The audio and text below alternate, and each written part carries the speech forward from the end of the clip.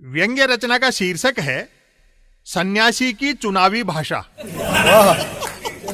दुखदाई खबरों के दौर में एक सुखद खबर मिली, जैसे 2000 रुपये की जेब कटी के बाद 10 का नोट पड़ा मिल जाए। उत्तर प्रदेश विधानसभा चुनाव के पहले चरण का मतदान जिस दिन था, एन उसी दिन लखीमपुर खीरी निवासी दिल्ली प्रवासी केंद्रीय गृह राज्य मंत्री अजय मिश्र टेनी के सुपुत्र को जमानत मिल गई। चूंकि मतदान के दिन को लोकतंत्र में त्योहार कहा जाता है, अतः मंत्री महोदय को बधाई कि त्योहार के दिन लाडला घर आ गया।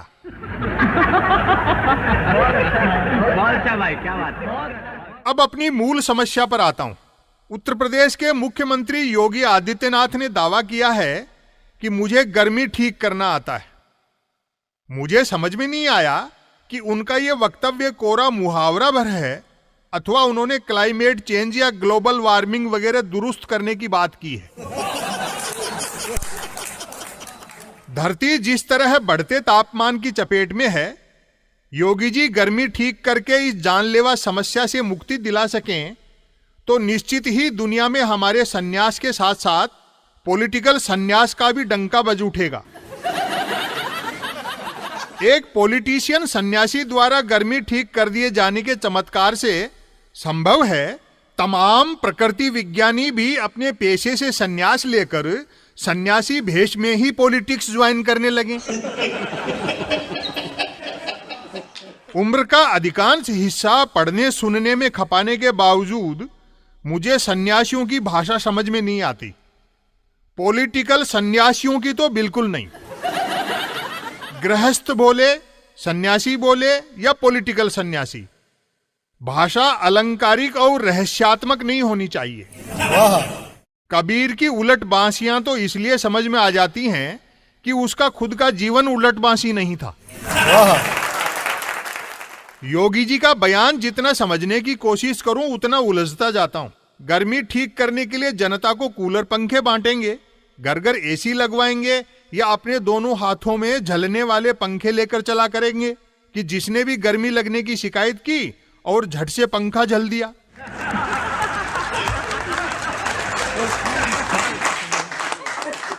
लेकिन यह तो गर्मी ठीक करने का अस्थायी हल होगा।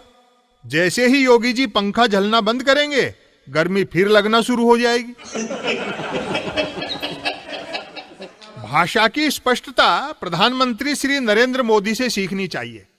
जब कहा कि विदेश से काला धन लाऊंगा, तो निरक्षरों तक को समझ में आ गई थी कि बात काला धन लाने की हो रही है। जो सफेद धन लेकर निकलेंगे उनकी नहीं हो रही है।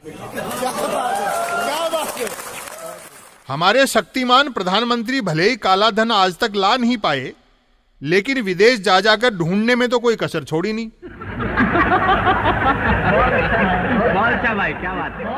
कड़ाके की सर्दी में कोई गर्मी ठीक करने का वादा करे तो उस पर भरोसा किया जाए कि नहीं किया जाए। गर्मी ठीक करने के नाम पर गर्मी बढ़ा तो नहीं देंगे। नेता ही अपने कहे के विपरीत आचरण करते हैं। योगी जी तो सन्यासी नेता हैं। समझ में नहीं आ रहा है कि गर्मी ठीक करने के लिए योगी जी प्रदेश में यहां वहां बर्फ रखा देंगे या प्रदेश को ही बर्फ में लगा देंगे।